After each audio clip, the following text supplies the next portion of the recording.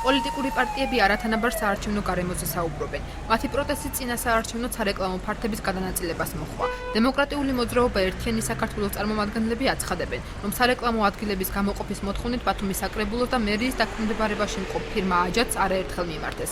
თუმცა კომპანიაში განუცხადეთ, რომ სარეკლამო ადგილები მთლიანად ან ნაწილობრივ დაკავებულია და ალტერნატიულ ფართად მათ ახალი ბულვარის ტერიტორია შეთავაზეს. პარტიის წარმომადგენლები აღნიშნულ დისკრიმინაციად აფასებენ და აცხადებენ, რომ მიდგომა მთლიანად უნდა შეიცვალოს. ის გადაწყვეტილება, რომელიც არსებობს ქალაქის საკრებულოს პოლიტიკური რეკლამის განთავსებასთან დაკავშირების და აუცილებლად უნდა გავათილდეს და უნდა იქნას ახალი მიღებული ვინაიდან მიკრორაიონებში, სადაც საცხოვრებელი მიკრორაიონები, იქ არის აკრძალული პოლიტიკური რეკლამის გაწევა.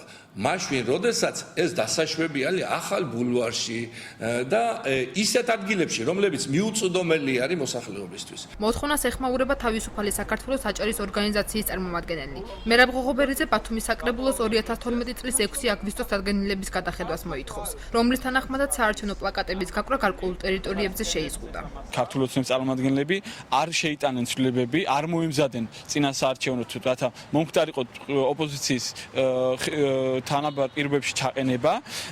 ამისათვის მოვითხოვ გადაიხედოს ის დადგენილება, რომელიც მაშინ ნაციონალურ მოძრაობამ ამოქმედა და შესაძლებელი არის ქალაქ ბათუმში იმ უბნებზე, რომელსაც მაშინ ჰქონდა შეზღუდები, დღეს მოხდეს განთავსება ბიმბორდების. ქალაქის საკრებულოში მოქმედი დადგენილების გადახედვას ამ დროისათვის არ გეკმავენ. იურიდიულ განყოფილებაში აცხადებენ, რომ მოქმედი კანონმდებლობა პარტიების თანაბარ პირობებში ჩაყენებას უზრუნველყოფს. სულიკო შვენთიძის თქმით, ბაზარზე ახალი კომპანიის შემოყვანა განიხილებოდა, თუმცა ამ დროისათვის საკითხი შეჩერებულია. ამ დადგენილების მიხედვით მთავარი და პრინციპულია ის, რომ ყველა საარჩევნო სუბიექტი საარჩევნო პლაკატების განთავსების სფეროში უნდა იქნეს უზრუნველყოფილი თანაბარი პირობებითა და შესაძლებლობებით. იყო გარკვეული მიმოხილვა, რომ შეცვლილიყო წესი საქართველოს წარმომადგენლების მხრიდან გაკეთა ესეთი კომენტარი, რომ რახან აუქციონის საფუძველზეა ეს ხელშეკრულება, ამდენად არ იქნება სამართლებრივად სწორი. მერიაში აცხადებენ, რომ გარე რეკლამების განთავსების უფლება შეპესი აჯადის 2011 წლიდან 5 წლიანი ვადით მიენიჭა.